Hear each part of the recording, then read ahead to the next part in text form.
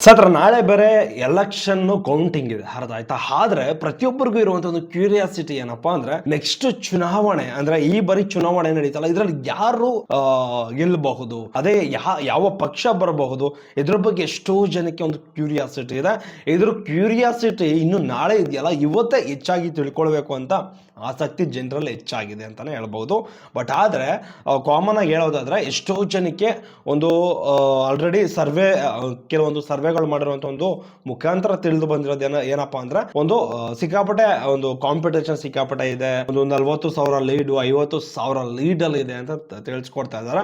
ಅದ್ರ ಬಗ್ಗೆ ಇನ್ನೂ ಕ್ಲಾರಿಟಿ ಇಲ್ಲ, ಅರ್ಥ ಆಯ್ತಾ. ಅದ್ರ ಬಗ್ಗೆ ಕ್ಲಾರಿಟಿ ಯಾವಾಗ ಬರ್ತದೆ ಅಂದ್ರೆ ನಾಳೆ ಬರ್ತದೆ, ಅರ್ಥ ಆಯ್ತಾ. ನಾಳೆ ಏನ್ ಮಾಡ್ತಾರೆ, ರಿಸಲ್ಟ್ ಅನ್ನ ಅನೌನ್ಸ್ ಮಾಡ್ತಾರೆ. ನಮ್ಮ ದೇಶದ ಭವಿಷ್ಯ ಯಾವ ರೀತಿ ಯಾರ ಕೈಗೆ ಹೋಗುತ್ತೆ, ಯಾವ ಪಕ್ಷದ ಕೈಗೆ ಹೋಗುತ್ತೆ ಅಂತ ಗೊತ್ತಿಲ್ಲ, ಅರ್ಥ ಆಯ್ತಾ. ಇದ್ರ ಬಗ್ಗೆ ಪ್ರತಿಯೊಬ್ಬರಿಗೂ ಸಹ ತಿಳ್ಕೊಳ್ಳುವಂತ ಒಂದು ಕ್ಯೂರಿಯಾಸಿಟಿ ಹೆಚ್ಚಾಗಿ ಕಾಡ್ತಾ ಇದೆ. ಇದ್ರ ಬಗ್ಗೆ ತಿಳ್ಕೊಳ್ಬೇಕು ಅನ್ಕೊಂಡಿದ್ರೆ ನಾಳೆವರೆಗೂ ವೆಯ್ಟ್ ಮಾಡಲೇಬೇಕು, ಅರ್ಥ ಆಯ್ತಾ. ಬರೀ ಇವತ್ತಿನ ಈ ವಿಡಿಯೋದಲ್ಲಿ ಸಿಕ್ಕಾಪಟ್ಟೆ ಅಪ್ಡೇಟಿಂಗ್ ಆದ ಒಂದು ಮಾಹಿತಿಗಳಿದೆ. ಇದ್ರ ಬಗ್ಗೆ ಫುಲ್ ಡೀಟೇಲ್ ಆಗಿ ಚರ್ಚೆ ಮಾಡ್ತಾ ಹೋಗೋಣ. ಎಲೆಕ್ಷನ್ ಸೈಡ್ಗೆ ಇರಲಿ, ಎಲೆಕ್ಷನ್ ನಾಳೆ ಮಾತಾಡ್ತೇನೆ. ಬಟ್ ಆದ್ರೆ ಇವತ್ತು ಕೆಲವೊಂದು ಅಪ್ಡೇಟ್ಸ್ಗಳು ಬಿಡಿದೆ, ಅರ್ಥ ಆಯ್ತಾ. ಇದ್ರ ಬಗ್ಗೆ ಫುಲ್ ಡೀಟೇಲ್ ಆಗಿ ತಿಳಿಸ್ಕೊಡ್ತಾ ಹೋಗ್ತೀನಿ. ದಯವಿಟ್ಟು ನಮ್ಮ ಚಾನಲ್ಗೆ ಇನ್ನೂ ಯಾರಾದರೂ ಫಸ್ಟ್ ಟೈಮ್ ವಿಸಿಟ್ ಮಾಡಿದ್ರೆ ಕೂಡಲೇ ಸಬ್ಸ್ಕ್ರೈಬ್ ಮಾಡ್ಕೊಂಡು ಹಾಗೆ ಬೆಲ್ ಐಕಾನ್ ಬಟನ್ ಮೇಲೆ ಕ್ಲಿಕ್ ಮಾಡಿ. ಬನ್ನಿ ಈ ವಿಡಿಯೋ ಶುರು ಮಾಡೋಣ. ಸೊ ಇದರ ಮೊದಲ ಪಾಯಿಂಟ್ ಯಾವುದು ಅಂದ್ರೆ ಎಷ್ಟೋ ಜನಕ್ಕೆ ಆಧಾರ್ ಕಾರ್ಡು ಮತ್ತೆ ಒಂದು ಪಾಣಿ ಎರಡು ಲಿಂಕ್ ಮಾಡಿಸ್ಕೊಳ್ಬೇಕು. ಬಟ್ ಆದ್ರೆ ಯಾರು ಸಹ ಲಿಂಕ್ ಮಾಡಿಸ್ಕೊಂಡಿರೋದಿಲ್ಲ, ಅರ್ಥ ಆಯ್ತಾ. ಕೆಲವೊಬ್ರು ಮಾಡಿಸೋದಕ್ಕೆ ಹೋಗಿರ್ತಾರೆ, ಆಧಾರ್ ಕಾರ್ಡು ಮತ್ತೆ ನೇಮ್ ಮಿಸ್ ಮ್ಯಾಚ್ ಅಂತ ತೋರಿಸ್ತಾ ಇರ್ತದೆ, ಡೇಟಾ ಮಿಸ್ ಮ್ಯಾಚ್ ಅಂತ ತೋರಿಸ್ತಾ ಇರ್ತದೆ.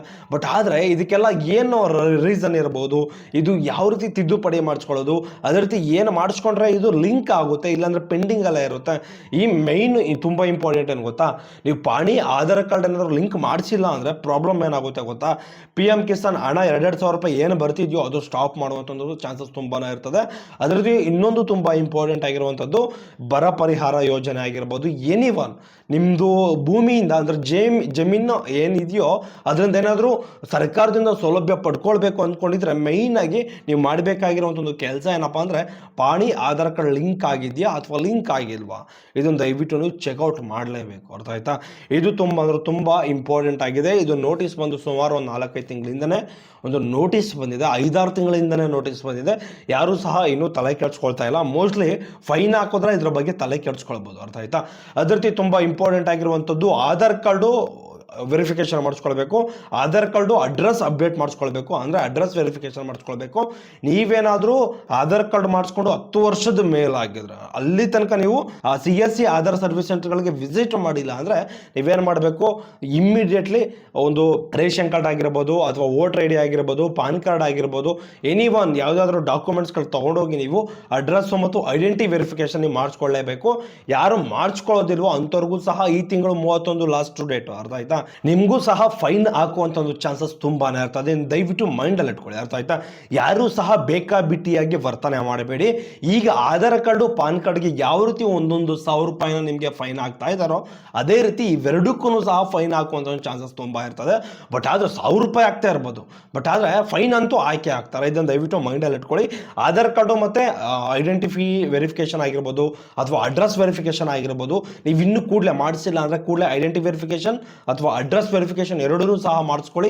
ಈಗ ಸದ್ಯಕ್ಕೆ ಆಧಾರ್ ಸರ್ವಿಸ್ ಸೆಂಟರ್ಗೆ ಹೋದ್ರೆ ಫ್ರೀ ಆಗಿ ಮಾಡ್ಕೊಡ್ತಾರೆ, 1 ರೂಪಾಯಿನೂ ಸಹ ದುಡ್ಡನ್ನು ಇಸ್ಕೊಳ್ಳೋದಿಲ್ಲ. ಇದೊಂದು ದಯವಿಟ್ಟು ಮೈಂಡಲ್ಲಿ ಇಟ್ಕೊಂಡು ಸ್ವಲ್ಪ ಎಚ್ಚರಿಕೆಯಿಂದ ವರ್ತನೆ ಮಾಡಿ. ಯಾಕೆಂದ್ರೆ ಎಷ್ಟೋ ಜನಕ್ಕೆ ಲೇಜಿನೆಸ್ಸು ಕೆಲವೊಂದು ತಲೆಗೆ ಹಾಕೊಳ್ಳೋದಿಲ್ಲ, ಅರ್ಥ ಆಯ್ತಾ. ಅದ್ರ ಬಗ್ಗೆ 1,000 2,000 ಫೈನ್ ಹಾಕಿದ್ರೆ ಆಮೇಲೆ ತೀರಾ ತಲೆ ಕೆಡಿಸ್ಕೊಂಡು ಹೋಗಿ ಮಾಡಿಸ್ಕೊಳ್ಳುವಂಥ ಒಂದು ಪ್ರಯತ್ನ ಮಾಡಬೇಡಿ, ಅರ್ಥ ಆಯ್ತಾ. ಈಗ ಫ್ರೀಯಾಗಿ ಏನಿದೆಯೋ ಅದನ್ನು ದಯವಿಟ್ಟು ಅನುಕೂಲ ಮಾಡ್ಕೊಳ್ಳಿ, ಬಳಕೆ ಮಾಡ್ಕೊಳ್ಳಿ. ಇದನ್ನ ಏನು ಅಪ್ಡೇಟ್ ಮಾಡಿಸ್ಬೇಕು ಅದನ್ನು ಮಾಡಿಸ್ಕೊಳ್ಳಿ, ಅರ್ಥ ಆಯ್ತಾ.